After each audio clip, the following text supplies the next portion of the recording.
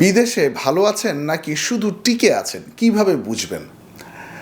আমরা বিদেশে এসে অনেকেই অর্থ উপার্জন করি, কিন্তু প্রশ্ন হচ্ছে আমরা ভালো আছি কয়জন?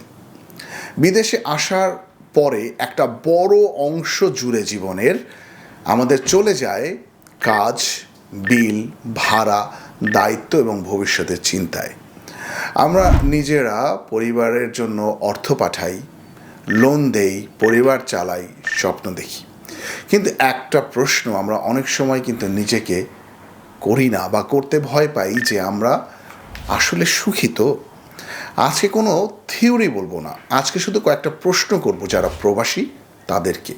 আপনি যে দেশেই থাকুন, UK, Europe, America, middle east, যে কোনো দেশেই আপনি থাকবেন, আপনি আমার এই প্রশ্নগুলোকে ফেস করবেন এবং একটু মিলিয়ে দেখবেন দয়া করে। আপনার নিজের জন্য আপনার কোনো সময় আছে কিনা, এটা আমার প্রথম প্রশ্ন। অর্থাৎ সপ্তাহে মাত্র একটা দিন বা দিনে অন্তত অল্প কিছু সময় আপনার নিজের জন্য আপনার থাকে কিনা।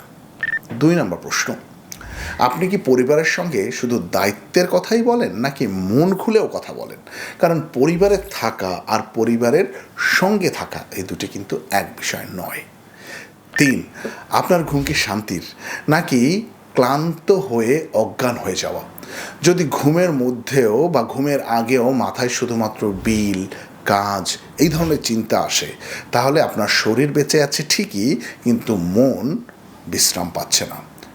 4, আপনার কি সন্তান বা আপনি যখন নারী আপনার স্বামীর সঙ্গে বা আপনি যখন পুরুষ স্ত্রীর সঙ্গে বা কাছের মানুষের সঙ্গে কোনো স্মৃতি তৈরি করতে পারছেন কিনা, নাকি শুধু টাকা বা পাউন্ড বা ডলার বা অন্যান্য কারেন্সি পাঠানো, নাকি শুধু বিল দেয়া? এগুলো আসলে পরিবারকে আসলে টিকিয়ে রাখে, কিন্তু স্মৃতি কিন্তু পরিবারকে জীবন্ত রাখে। 5, আপনার কি এমন কোনো বন্ধু আছে যার কাছে আপনি আপনার মন খুলে নিজের কথা, ব্যথা, অনুভূতি সব কিছু বলতে পারেন? বিদেশের মাটিতে আমরা অনেকের সাথেই কিন্তু পরিচিত হই, কিন্তু নিরাপদ মানুষ আমরা কয়জন পাই?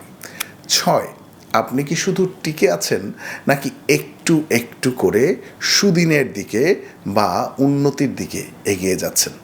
জীবনে কষ্ট কিন্তু থাকতেই পারে, কিন্তু আপনার যেন মনে হয় যে প্রতিদিন আপনি একটা জায়গায় আটকে নেই, আপনি একটু একটু করে আপনি আগাচ্ছেন। আর যদি মনে হয় না আপনি আটকে আছেন, তাহলে কিন্তু জীবন সুখের নয়। 7, আপনার শরীর কি আপনাকে সতর্ক করছে কিনা? অর্থাৎ সব সময় ক্লান্তি, বিরক্তি, রাগ, মাথা ভার, ঘুমের সমস্যা, এগুলো অনেক সময় কিন্তু ভেতরের চাপের সংকেত। 8, আপনি কি আপনার ভবিষ্যৎ নিয়ে হতাশ নাকি আশাবাদী? সুখ মানে সব কিছু পারফেক্ট হওয়া নয়, সুখের একটি বড় অংশ হচ্ছে মনে হওয়া যে সামনে ভালো কিছু, শুভ কিছু হতে পারে।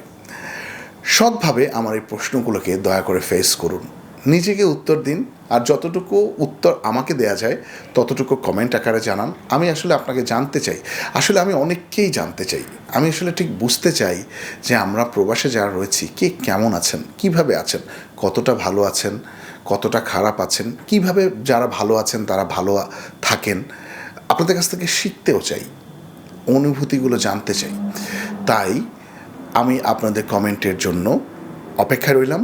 বিদেশের যে জায়গায় আছেন সেই জায়গার নাম লিখেই আপনি দয়া করে আমাকে উত্তর দিবেন।